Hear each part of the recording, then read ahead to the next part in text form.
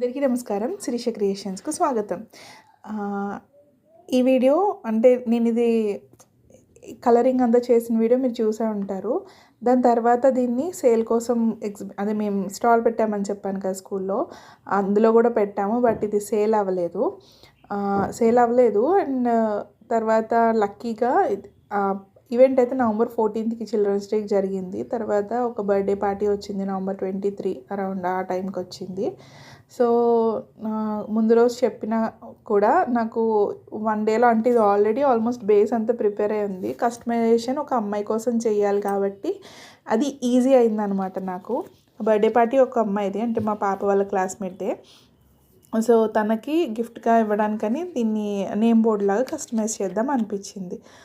Pink, green, yellow ever green combination. So, ఆ combination నుంచి తీసుకొని చెప్తున్నా కదా, అమ్మాయి కాబట్టే నాకు ఇది కస్టమైజేషన్ కుదిరింది. అబ్బాయి అయితే నేను ఇంకా ధైర్యం చేయకపోదును. అమ్మాయి కాబట్టి చేయగలిగాను. సో, అవి పూల తీగల్లాగా పెయింట్‌లో ముంచేసి డాట్స్ వేస్తే పూల తీగల్లా కనిపిస్తాయి. మనం దానికి పెద్ద కష్టపడక్కర్లేదు.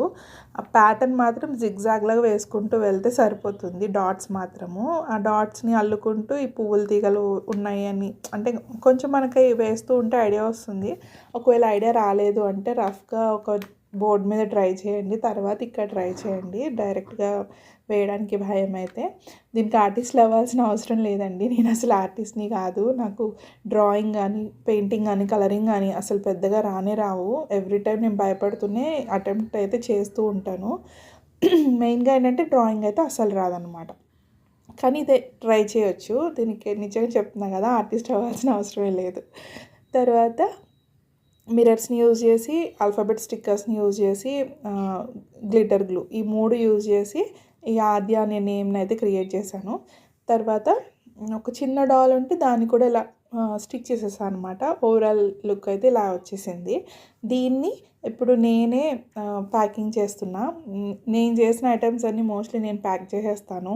లోకల్ ఆర్డర్స్ వచ్చినా, అలాగే పిల్లల బర్త్డేస్కి నేను కస్టమైజ్ చేసిన గిఫ్ట్స్ అయినా నేనే ప్యాక్ చేసుకుంటాను, బయట ఇవ్వను. నేను అవి వీడియోస్లో కూడా పెడుతుంటాను అందుకే.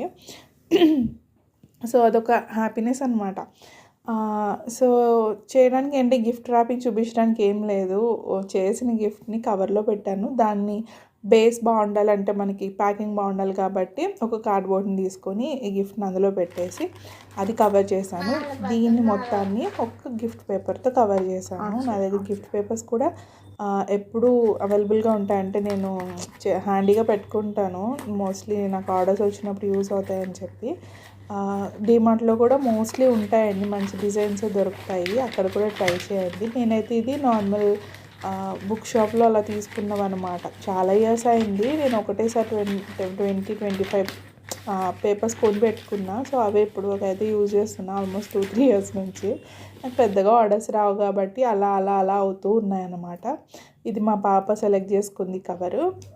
దీనిపైన ఒక చిన్న స్టిక్కర్ కోసం నా దగ్గర ఉండే కార్డ్బోర్డ్స్ అవి కలర్ పేపర్స్ యూజ్ చేసి ఇలా అంటే మనం నేమ్ రాసిస్తాం కదా, అవి బెస్ట్ విషెస్, కాంప్లిమెంట్స్ అని అలా దానికోసం అనమాట ఇది.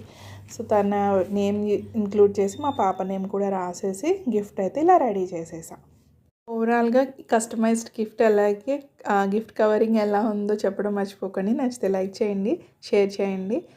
మరిన్ని వీడియోస్ కోసం సబ్స్క్రైబ్ చేసుకుని నోటిఫికేషన్ బెల్ని యాక్టివేట్ చేసి ఆల్ అని సెలెక్ట్ చేయడం అస్సలు మర్చిపోకండి. Thank you so much for watching. మరో మంచి వీడియోతో మళ్ళీ కలుద్దాం. Bye bye.